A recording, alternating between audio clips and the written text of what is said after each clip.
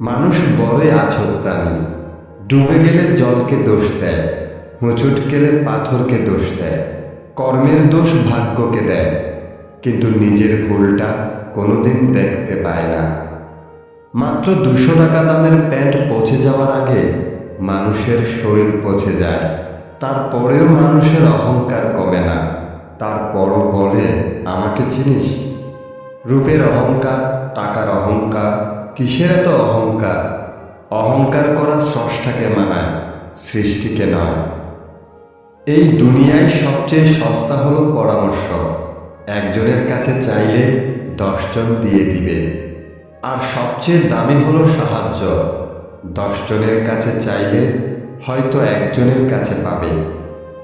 মরতে সবাইকে হবে, কিন্তু মরতে কেউ চায় না। আজ পরিস্থিতি আরো জটিল। অন্য সবারই চায়, কিন্তু কেউ চাষাবাদ করতে চায় না। জল সবারই চায়, কিন্তু কেউ জল বাঁচাতে চায় না। দুধ সবারই চায়, কিন্তু কেউ গরু পুষতে চায় না। ছায়া সবারই চায়, কিন্তু কেউ গাছ লাগাতে ও বাঁচিয়ে রাখতে চায় না। ঘরে সবারই বউ চায়, কিন্তু কন্যা সন্তান চায় না।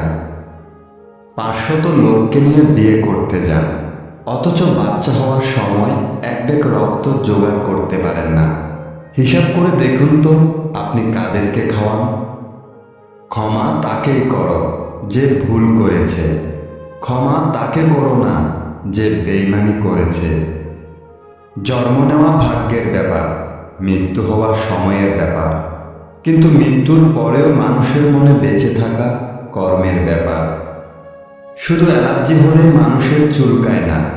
আপনি ভালো আছেন এটা জেনেও অনেকের চুলকায়। গরু ঘাস খেয়েও দুধ দেয়, আর সাপ দুধ খেয়েও বিষ উগলায়।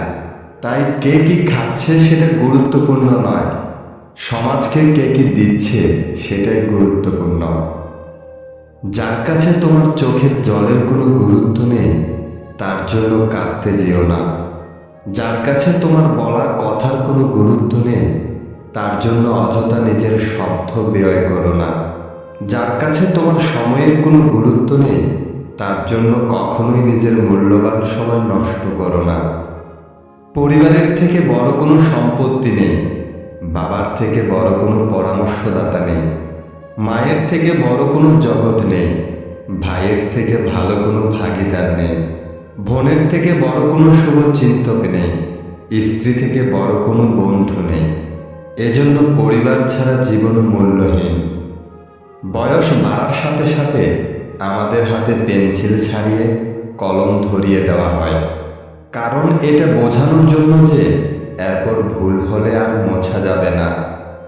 লজ্জা শরম হলো মেয়েদের সবচেয়ে সুন্দর গহনা।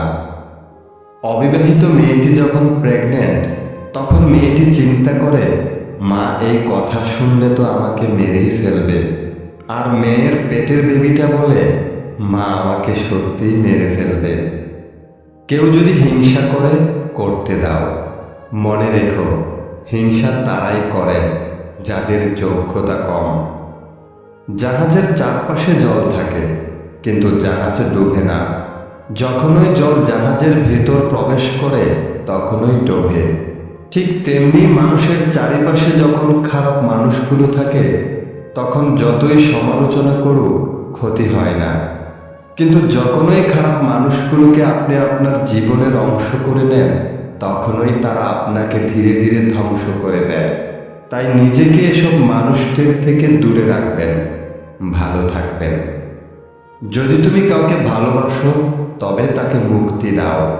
যদি সে ফিরে আসে, তবে সে তোমার। আর যদি ফিরে না আসে, তবে সে কোনোদিনই তোমার ছিল না, হবেও না। নিজের চেয়ে উঁচুতে কাউকে দেখে তাকে আপনার চেয়ে সেরা ভাববেন না। উঁচুতে কিন্তু পচা মাংস খাওয়ার শৌখিনও উড়ে বেড়ায়। নিজের চেয়ে নিচুতে কাউকে দেখে তাকে আপনার চেয়ে দুর্বল ভাববেন না। নিচে কিন্তু পরিশ্রমী আর একতাবদ্ধ পিঁপড়াও হাঁটে। তাই অবস্থান দেখে কাউকে বিবেচনা না করে বরং নিজ নিজ অবস্থানে নিজেকে সেরা হিসাবে প্রতিষ্ঠিত করার চেষ্টা করুন। আর এটাকেই আত্মতৃপ্তি বলে। 1 বছরের কি দাম তাকে জিজ্ঞেস করুন যে ফেল করেছে। 1 মাসের কি দাম তাকে জিজ্ঞেস করুন যে গত মাসে বেতন পায়নি। 1 সপ্তাহের কি দাম তাকে জিজ্ঞেস করুন যে পুরো সপ্তাহ হাসপাতালে ছিলেন। 1 দিনের কি দাম তাকে জিজ্ঞেস করুন যে সারাদিনের ক্ষুধার্ত। 1 ঘন্টার কি দাম তাকে জিজ্ঞেস করুন যে কারোর জন্য অপেক্ষা করেছে। 1 মিনিটের কি দাম তাকে জিজ্ঞেস করুন যে 1 মিনিটের জন্য ট্রেনটি পায়নি। 1 সেকেন্ডের কি দাম তাকে জিজ্ঞেস করুন যে দুর্ঘটনা থেকে বেঁচে গেছে। ধনীরা খায় জমানো টাকা, গরিবেরা পায় ত্রাণ। মধ্যবিত্ত হাত পাতে না যদি যায় তার মান। চক্ষু লজ্জার ভয়ে তারা মাটি কামড়ে খায়, তবুও তারা কারো কাছে মুখ ফুটে না চায়। কপালে